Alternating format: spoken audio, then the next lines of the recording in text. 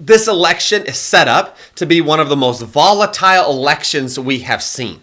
And it's not just because of our two presidential candidates, but the increased use of social media to share news and conversation with each other. But this isn't a conversation about Facebook, Twitter, Instagram, or TikTok, anything like that. This is a conversation about what is going on in the background, and that is the use of something called bots. The word bots describes any kind of automated program designed to fulfill a purpose on the internet.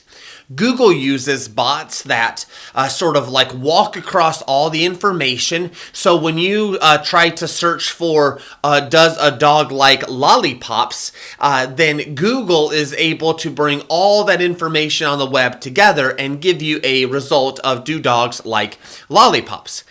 We also have used bots when we have to return a product like on Amazon Prime or something, and the little chat menu will come up and we'll talk with the chat menu and it'll try to help us. That is a bot. Those are good uses of the bots, but there's also another kind of bot use that happens in the background that has the potential to be abused. See, when Pew Research Center released a study that said around 66% of tweeted links to popular news and current events were most likely done through automated bots. So what this means is that the big news event was actually made bigger through the use of these kinds of bots. See, these kinds of bots will create their own Facebook page, Twitter accounts with pictures, as well as family information, etc. And they can completely hijack conversations and make things seem a lot worse than they really are. They can actually generate so much conversation between each other, it can seem like that news article or that politician is the most popular one. And so bots are oftentimes used in order to sway and impact the conversation. These bots can be deployed by our own politicians as well as through other foreign nations to impact our own country. And this problem is only going to get worse as America becomes more and more reliant on social media through the internet. And so social media can be a tremendous amount of good, but also for evil. And so what can we keep in mind as we start approaching this next election in regards to these bots? And the first point is this: online content is designed to create a reaction in you to share. That's what online content wants to do. The writers design it, everyone designs it for you to take the information and share it. Bots are the exact same way. They are programmed with information about certain groups of people, and they will rewrite articles and rewrite triggering statements, etc., to get you as a person to read and engage in it and then to share the content. We must realize that anything we read online is asking and begging us to share it. So before you share, you need to do this. And this is the second one. You need to check the original sources of that news article. Before you come to a conclusion on a certain topic, please do your homework. If a news source says President Trump said blah, blah, blah, blah, blah, blah, then I encourage you, watch his speech or read the speech's transcript before you come to a conclusion. Because remember, anything you hear from any of the news sources are written in a way for you to take what you've read, react, and then to share it with others, spreading the news out. We have to be aware of this. If Biden says something, please read the transcript and watch the speech before you come to a conclusion. And let me say, if you're unwilling to do your homework, then please stop watching the news.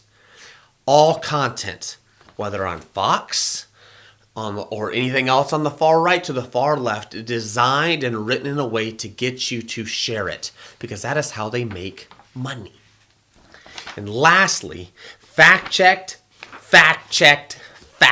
This isn't lastly, but fact-checked a lot, okay? So this is another way to say the previous point. Fact check anything you decide to share. Because remember, about 66% of what you're getting quite possibly has been generated in some way by a bot. You need to fact check what you are getting before you share it. You are responsible for what comes out of your mouth through your hand into the computer. Don't do it. And I suggest using Snopes, fact checkers, any of those kinds of information. Now, some of you might have heard that those are just left-leaning political things and they're just as skewed, etc. It's possible. But what these sites do is these sites list sources for you to do more information on and come to your conclusion. Fact check anything you read before you share it. Because as soon as you share it, you are responsible for what you shared. And that's that. This is my last point, and that is don't be a bot. See, a social bot, like we said, is an agent, a robot, that communicates more or less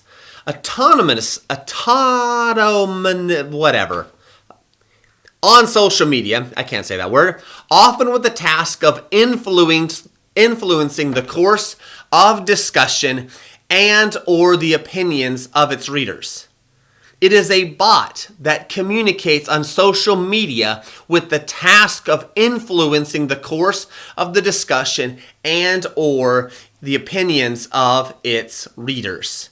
So if you share that post without checking the facts, you are functioning like a bot. The bot doesn't care about the truth. It doesn't care about the truth. It just sends it out like it's being programmed to do.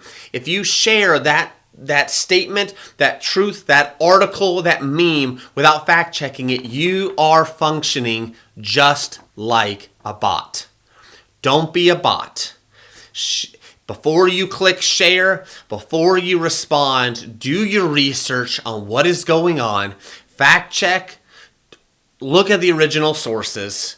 And remember, all content is designed to share. Don't participate in it unless you've done your research. Don't be a bot.